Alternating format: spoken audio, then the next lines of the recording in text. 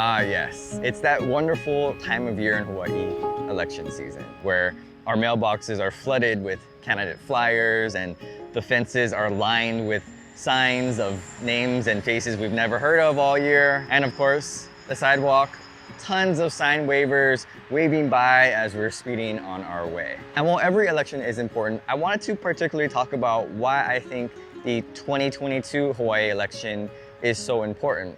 And that's because I'm sensing that this could be an election for real change. So I want to go over some of the major races that I'm interested in, as well as talk about why I'm so excited about these races. It should also be noted that I'm talking about the primary elections here, not the general elections in November. And so if I make any assumptions, it's just based on Hawaii's tendency to vote for a particular political party. In no way am I affiliated with any political party, and anything that may be construed as an endorsement is unintentional. So let's start at the top. Hawaii will be getting a new governor. And for our current governor, it's been a pretty tough 4 years, but overall it's been a pretty tough 8 years for him. Our previous governor faced some particularly hard challenges with the pandemic, and so the next governor is going to have to make sure that some of those initiatives that were started up are going to be continued, as well as create new initiatives to make sure that the state can move past this pandemic. I think Hawaii is at a very interesting point in its history. In a lot of ways, we're running into our own limitations. Things like limited land for housing, economic diversity, as well as influences from the outside kind of mixing in with what we have going here. Our good looks and our romantic reputation from the 20th century isn't going to be able to carry us anymore into the 21st century. So what are we going to do about it? And that's what I expect our next governor to be able to do. Maybe not within the next 4 years, but definitely if they get a second term, the next 8 years. And of course, we're going to hear very similar game plans from all candidates. Affordable housing, homelessness, diversifying the economy, making Hawaii more affordable for working families. You can't forget about schools and the keiki, as well as the kupuna. And while the current governor seems kind of passive in his leadership style, a lot of the major candidates that are now running for governor, they seem to be very ambitious. They seem to be very forthcoming, and in some ways I respect that and I like that. You know, it's nice to have a little boldness every now and then, but maybe that's just me. Now, whether the next administration brings good or bad changes, we're just gonna have to see, but either way, I think that we are gonna see some positive changes, and I'm looking forward to whatever they may bring.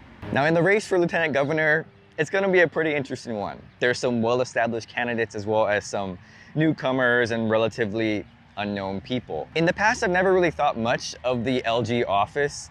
They seem to be more administrative, but within the past 8 years, we've seen the current lieutenant governor be pretty vocal and be pretty involved. And so I'm looking forward to seeing what the next lieutenant governor will bring to this office. I think in the past, the LG office has maybe been looked at as a stepping stone to become the next governor of the state of Hawaii.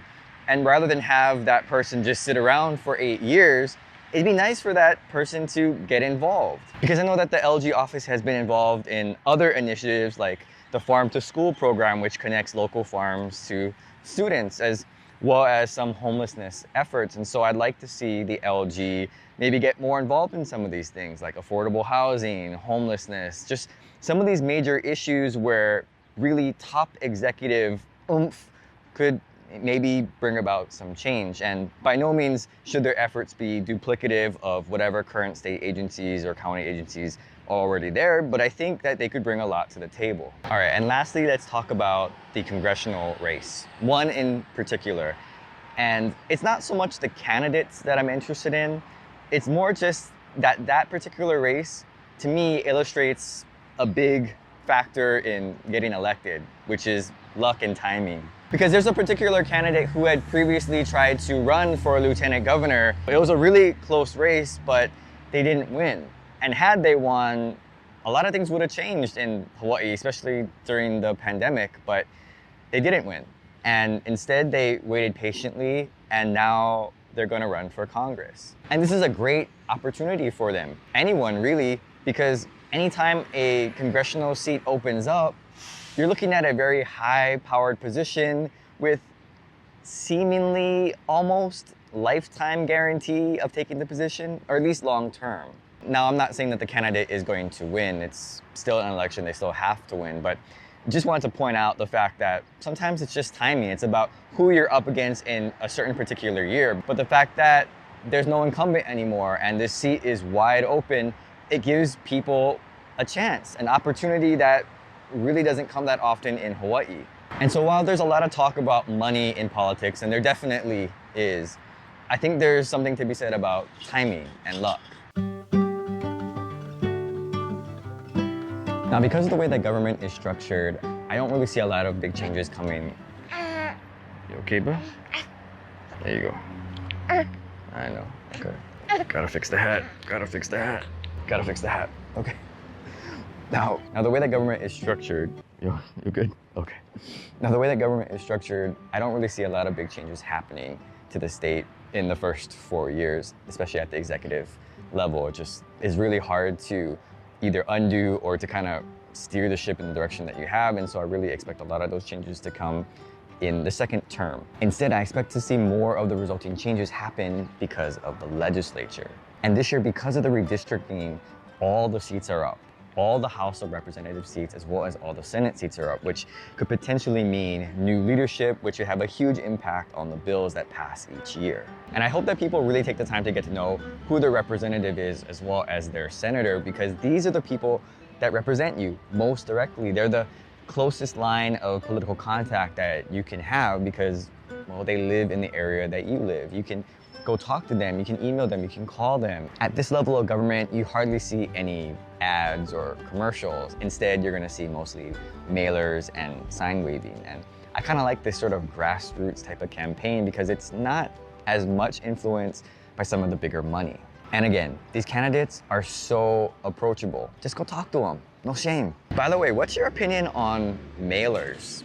Because from the looks of my mailroom in my building, it looks like people don't really like those mailers. In fact, just littered all over the ground, and it's kind of frustrating because it's like, what a waste. Instead, I think the most effective way to campaign at this level is sign waving. Just being there in the community, being active, being involved, maybe having some town hall meetings, or just being available so people can see your face. Get 10 friends and you wave some signs every day before work and after work in the neighborhood, I think you get a chance. So yeah, this is a big election year, particularly because of all of the races going on in this particular building.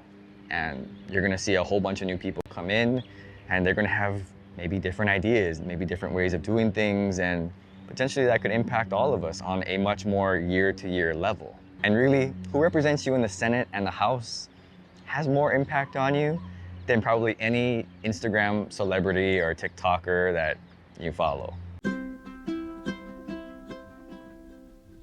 So lastly, let's talk about the Office of Hawaiian Affairs. If you're like me, you don't really keep up with this race. You know it's important, but I just don't have time to know every candidate's platform. However, I want to highlight why the OHA elections are particularly important this year. If you weren't aware, the legislature passed some major legislation that gave a lot of money to Native Hawaiians, particularly for Hawaiian homelands. And while OHA isn't responsible for stewarding all of the money, they still get some of it, and that's important. Because I believe if we as a state want to advance Native Hawaiians in jobs, in education, in overall society, we have to make sure that we have responsible people in the Office of Hawaiian Affairs. I mean, those are the people that will help lead some of these changes. And this is not a criticism of how things have been done in the Office of Hawaiian Affairs. It's merely just a recognition that, yeah, this is a big opportunity for Native Hawaiians as well as that particular office, and they get plenty of money. So let's see what we can do with it. And so I hope that everyone who's able to vote in Hawaii votes. It's not that hard anymore because we're basically a mail-in voting state. So all you gotta do is just fill it out in your home and put it in the mailbox, and don't forget to sign the envelope. I often hear people complaining that things never change in Hawaii, that it's always just the same. But voting is part of your responsibility if you want to see that change, as well as testifying for legislation. Because while I enjoy the snarky comment and criticism online, it gives me a good laugh, it doesn't really facilitate change. It's just for a laugh.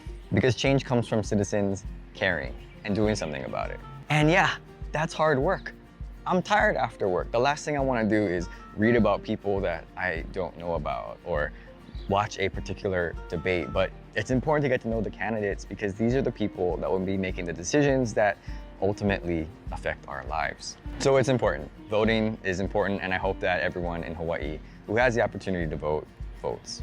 And good luck to all of the candidates. I'll be watching the results on TV. Thanks for watching, and aloha. You ready to go?